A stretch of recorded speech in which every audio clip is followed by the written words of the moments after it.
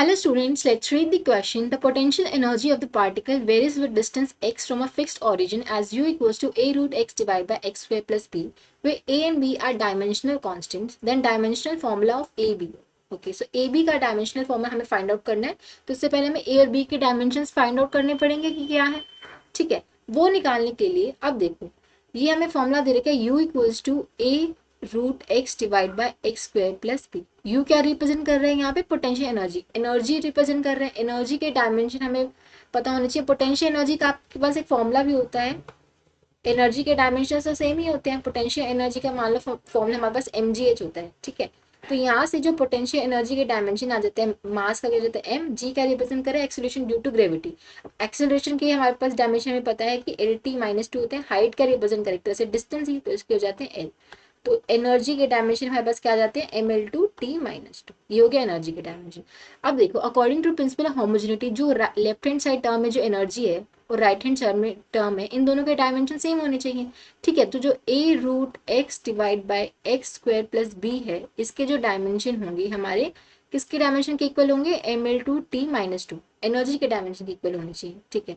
अब देखो नीचे जो है एक्स स्क्वायर प्लस बी में एक्स स्क्वायर ऐड हो रहा है ना, ये एक्स स्क्वायर प्लस बी एक दूसरे के साथ ऐड हो रहा है। अब दो टर्म्स तभी ऐड हो सकती है जब दोनों के डायमेंशन सेम हो।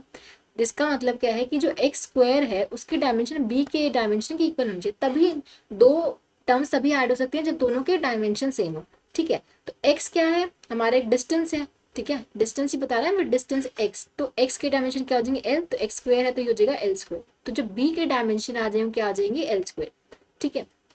अब देखो ये आगे हमारे पास बी के डायमेंशन, अब इसमें पुट करो ए इंटू में एक्स के डायमेंशन एल थे, तो रूट एक्स क्या हो जाएगा एल की पावर हाफ, ठीक है। एक्स स्क्वायर प्लस बी है, नीचे दोनों क्या, एक्स स्क्वायर प्लस बी, इसकी जो डायमेंशन आएगी क्या आएगी एल स्क्वायर, ठीक है।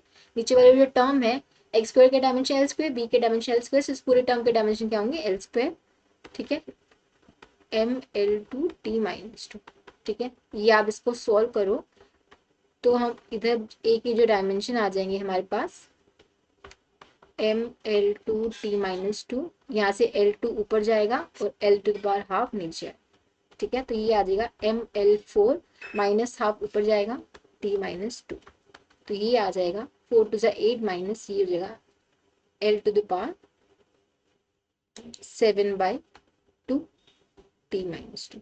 ये आ गया हमारे पास एम के ए के डायमेंशन। अब हमें ए बी के डायमेंशन फाइंड आउट करने थे, ए बी के डायमेंशन। तो ए बी के डायमेंशन क्या कैसे मिलेंगे, डायमेंशन ऑफ ए इंटू में डायमेंशन ऑफ बी।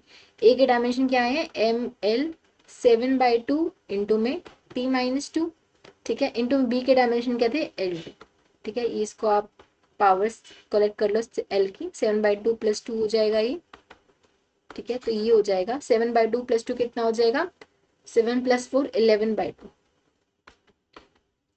ठीक है। तो हम देख सकते हैं किससे मैच कर रहे हैं, ऑप्शन 2 से मैच कर रहे हैं। Option 2 will be the correct choice. I hope आप सबको समझ आया होगा। Thank you so much.